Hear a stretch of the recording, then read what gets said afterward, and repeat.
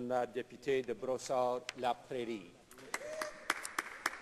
Merci, Monsieur le Président. Monsieur le Président, c'est un honneur pour moi aujourd'hui de me lever pour présenter mon premier projet de loi depuis que je suis élu, en fait, depuis ma jeune carrière de député, le projet de loi 603, qui est appuyé par ma collègue de Parkdale-High Park.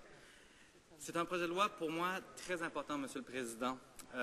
Malheureusement, on a déjà eu trop de piétons, de cyclistes, de motocyclistes qui sont décédés. Ils sont décédés à la suite d'accidents, de collisions avec des camions lourds. Et malheureusement, l'été dernier n'a pas été différent. On a eu le décès de Mathilde Blais qui a vraiment choqué, qui a bouleversé les gens de la grande région de Montréal, mais aussi qui nous a rappelé que ces décès-là peuvent être évités. Et d'ailleurs, un rapport du coroner du Québec l'a clairement démontré que ce décès était évitable. Et c'est choquant, et j'ai entendu de la famille aussi, c'est quelque chose qui est bouleversant lorsqu'on sait qu'il y a des mesures qui existent justement pour sauver des vies. Monsieur le Président, ce qu'on demande dans ce projet de loi, c'est l'installation de protection latérale, ou autrement appelée jupette, sur les camions lourds. Et ces protections latérales permettent ou plutôt empêchent les cyclistes, les piétons, les motocyclistes de passer sous les roues du véhicule. Il y a déjà plusieurs études qui ont démontré justement le fait que ces protections latérales sont efficaces. Et je peux nommer, en 2005, une étude au Royaume-Uni. A study from the United Kingdom found that side guards reduced the number of deaths by 61% in accidents where cyclists hit the side of a truck. More generally, when cyclists are involved in accidents with heavy trucks, side guards help reduce rates of death and injury by 5.7% and 13.2%. Monsieur le Président, c'est clair, on peut sauver des vies. Les études l'ont démontré, et la raison pour laquelle j'insiste sur les études, c'est que c'est une des raisons pour laquelle ça a pris autant de temps pour le gouvernement. En fait, c'est la raison pour laquelle le gouvernement disait qu'il n'allait pas aller de l'avant avec le projet de loi. Mais avec les décès qu'il y a eu, avec les rapports, dont le rapport du coroner de l'Ontario, qui a été publié en 2012, qui réaffirme une recommandation de 1998 et qui dit que l'installation de protection latérale sur des camions lourds peut sauver des vies, peut permettre une meilleure sécurité publique. Et c'est difficile pour moi d'être ici aujourd'hui et de comprendre pourquoi le gouvernement n'a pas agi. Mais je vais essayer d'être un peu plus calme dans mes commentaires pour ne pas nécessairement attaquer le gouvernement, parce que dans ce cas-ci, ce qu'on peut faire ici, c'est qu'en tant que député, en tant que membre de cette Chambre, on peut forcer le gouvernement à agir d'une certaine façon qui nous touche, nous. Et c'est pour ça que c'est un projet de loi privé. C'est important que les gens qui nous regardent aujourd'hui comprennent que chaque député ici peut voter à sa façon sur un projet de loi qui va sauver des vies. Je répète aussi d'autres études, Monsieur le Président. Il y a le coroner de l'Ontario, comme je l'ai mentionné, mais également, à la suite du décès de Mathilde Blais qui a eu lieu cet été, il y a un rapport du coroner du Québec qui a encore une fois étudié la situation où est-ce qu'une jeune cycliste est passée sous les roues d'un véhicule, d'un camion lourd. Et ce qui est vraiment frappant, si vous voulez, à la lecture du rapport, c'est que le rapport dit clairement que le décès était évitable.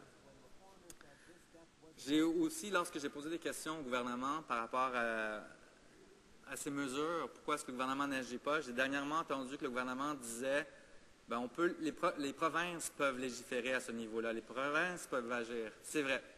C'est vrai que les provinces peuvent agir. Mais le fédéral aussi a sa compétence. On parle ici, Monsieur le Président, d'une loi fédérale. La loi sur la sécurité automobile est une loi de compétence fédérale. Ce que la loi dit et ce qu'elle fait, c'est qu'elle établit des normes de sécurité à respecter en réglementant la fabrication et l'importation de véhicules motorisés au Canada en vue de réduire les risques de mort, de blessures et de dommages aux biens et à l'environnement. En fait, ce que j'insiste, le point sur lequel j'insiste aujourd'hui, c'est que nous pouvons agir ici au fédéral. Si on se pose encore la question pourquoi ne pas agir, regardons ce qui se passe ailleurs. Et j'invite mes collègues à regarder l'exemple de l'Union européenne. L'Union européenne, en 1989, il y a déjà presque 25 ans, Monsieur le Président, a rendu obligatoire les protections latérales. Pourquoi? Parce qu'eux autres ont fait leurs études, eux autres ont fait leurs devoirs. Et ils savent que les protections latérales sauvent des vies. Et c'est pour ça que les politiciens en Europe sont allés de l'avant et ont fait en sorte que cette mesure-là était obligatoire. Il y a également le Royaume-Uni, Monsieur le Président, et d'où, lorsque je mentionnais l'étude qui a été faite, ça démontrait qu'une fois que les installations ou une fois qu'on a rendu obligatoire les protections latérales, le nombre de décès a diminué et également le nombre d'accidents graves. Le Japon est un autre exemple où ces mesures sont obligatoires. Mais on n'a pas besoin d'aller voir si loin. On peut regarder ce qui se passe ici même au Canada. Et lorsque le gouvernement dit que bon, le provincial peut agir, oui, il agit. Si on regarde par exemple dans le cas de Terre-Neuve et Labrador, où est-ce que leurs propres véhicules ont été munis justement de protection latérale. Au Québec plus particulièrement, à la suite du décès, entre autres, de plusieurs personnes qui ont été affectées à Montréal, la ville de Westmount est allée de l'avant et a fait en sorte que ces véhicules, lorsqu'on parle de véhicules, on parle de camions lourds, on parle des véhicules qui appartiennent à la ville. La ville a décidé de l'avant et de mettre et de forcer l'installation de protection latérale. C'est le cas également de l'arrondissement de Ville-Saint-Laurent, avec le maire de Souza qui a mis de l'avant cette mesure-là. Pourquoi? Parce qu'ils savent concrètement que ça en vaut la peine, parce qu'on peut sauver des vies, on peut vraiment s'assurer que les gens soient en sécurité. Et lorsqu'on parle de gens, on parle de personnes qui sont proches de nous. Je peux aussi parler d'un cas très, très touchant, Monsieur le Président. And I'll read to you the story of Jessica Holman Price. So on December 19, 2005, 21-year-old Jessica Holman Price lost her life while preventing her 10-year-old brother from being crushed by the wheels of a snow removal truck in Montreal.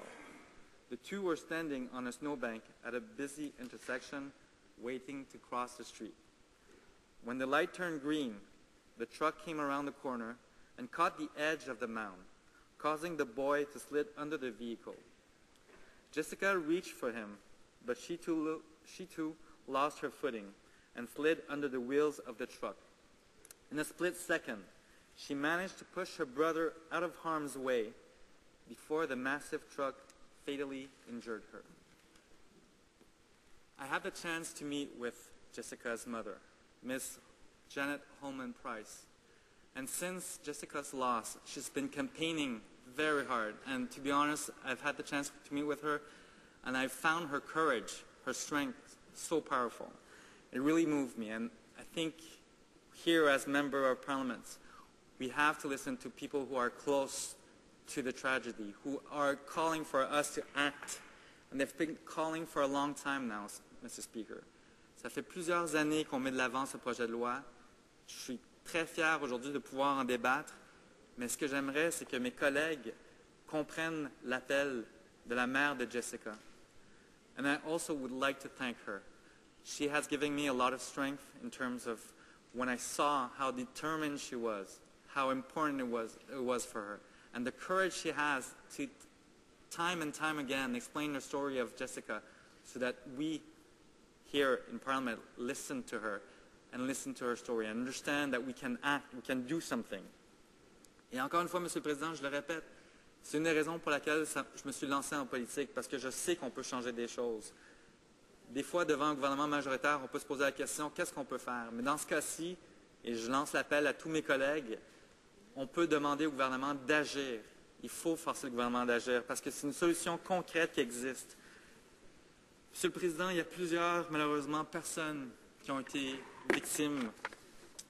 Et encore une fois, ce n'est pas nécessairement une attaque envers un groupe, c'est pas du tout une attaque envers les camionneurs, pas du tout. Ce qu'on essaie de dire, c'est qu'il y existe des dispositifs qui peuvent aider les gens. Ça a été difficile au début, par exemple, lorsqu'on parlait de ceintures de sécurité. Pourquoi payer plus cher pour des ceintures de sécurité? Pourquoi payer plus cher pour des sacs gonflables? C'est des mesures de sécurité que le gouvernement peut, en changeant la loi sur la sécurité automobile, faire en sorte que les normes soient plus élevées, faire en norme qu'on puisse sauver des gens. Il y a eu beaucoup de discussions par rapport à qu'est-ce qu'on peut faire pour faire avancer les choses.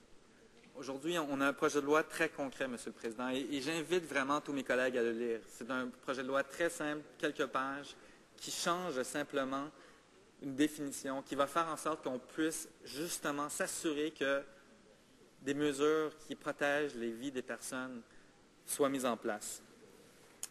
Monsieur le Président, lorsque le coroner du Québec, le coroner de l'Ontario, viennent nous dire, et ce qu'il faut comprendre, c'est qu'eux ont été là. Eux, ils ont regardé la situation, ils ont fait des études, et lorsqu'ils font des recommandations, après recommandations par rapport à ça, je ne comprends pas pourquoi le gouvernement n'agit pas. J'ai entendu quelquefois le gouvernement parler de qu'est-ce qui se passe aux États-Unis, on va attendre de voir ce qui se passe aux États-Unis. Mais justement, l'équivalent du TSB, du Bureau de la sécurité des transports du Canada, donc l'équivalent américain, a également fait une étude à ce niveau-là. Il recommande justement que des protections latérales soient installées sur les camions. Ils vont plus loin, ils disent même que ça peut protéger, parce qu'on parle beaucoup des piétons, des cyclistes, des motocyclistes, mais ça peut également protéger des passagers de véhicules. Donc c'est une mesure qui est là pour sauver des vies, pour aider les gens. C'est une mesure qui ne coûte rien au gouvernement. Et je comprends, je vais peut-être entendre, puisqu'on est ici en débat en deuxième lecture, l'argument au niveau du coût. Mais lorsque j'ai rencontré l'Association québécoise des camionneurs et qu'ils disent c'est pas l'argument des coûts, c'est pas vraiment ça, parce qu'on s'entend tous ici et tout le monde est capable de dire qu'une vie, ça n'a pas de prix. On peut sauver des vies. Mais si on entend l'argument des coûts, des études ont démontré que justement pour certains camions, ça réduit le coût en termes de consommation d'essence. Et c'est pour ça que si vous promenez maintenant sur l'autoroute, vous allez même déjà voir des protections latérales. Pourquoi? Parce que ça sauve des coûts au niveau des camionneurs, ça sauve des coûts et ça aide l'environnement aussi. Parce que selon certaines études, cet argent-là qui serait investi dans les protections latérales, là j'ai peut-être peur d'entendre des chiffres, mais on parle entre 500 $ à 3 000 $ l'installation de protection latérale pour le véhicule. Et ces coûts-là peuvent être récupérés en moins de 2 ans selon certaines études, selon certains fabricants aussi. Et donc, j'invite vraiment mes collègues lorsqu'ils vont débattre du projet de loi, et surtout s'ils s'opposent au projet de loi, parce qu'au début, on entendait le fait que les études n'étaient pas concluantes. Par contre, lorsqu'on regarde concrètement que d'autres pays, comme j'ai mentionné, dans la communauté européenne, au Royaume-Uni, au Japon, sont allés de l'avant, lorsque des municipalités sont allées de l'avant pour mettre en place des protections latérales, des jupettes, ça démontre clairement qu'il faut agir. Et le temps d'agir, c'est maintenant. Monsieur le Président, je ne cesse de le répéter, il faut du leadership. Il faut agir. Chaque année, lorsqu'il y a malheureusement un décès, la question des protections latérales revient. Bien sûr, lorsqu'on parle d'accidents impliquant un camion lourd et des cyclistes ou des piétons. Et chaque année, on entend les mêmes arguments, les mêmes questionnements. Et si on avait des protections latérales? On peut agir aujourd'hui. Et pour rassurer mes collègues d'en face, puisqu'on change la loi sur la sécurité automobile, on parle de camions qui seraient importés et fabriqués au Canada. Et je suis d'accord que si on veut changer au niveau de ce qui se passe sur les routes présentement, oui, il faut avoir une conversation avec les gouvernements provinciaux. Mais où est-ce que le gouvernement peut agir? Où est-ce qu'il a de sa compétence? Et où est-ce que nous, en tant que parlementaires, on peut avoir une influence, on peut changer quelque chose, c'est en changeant ce qui est de compétence fédérale. Et donc, c'est la loi que je propose de changer. Et c'est pour ça que le projet de loi C-603 est important pour moi. Et est important pour les personnes que j'ai rencontrées, les mères, la mère de Jessica et de plusieurs autres personnes. Il est malheureusement trop tard pour Mathilde Blais, malheureusement trop tard pour Jessica Holman-Price, mais on peut agir, on peut encore sauver des vies.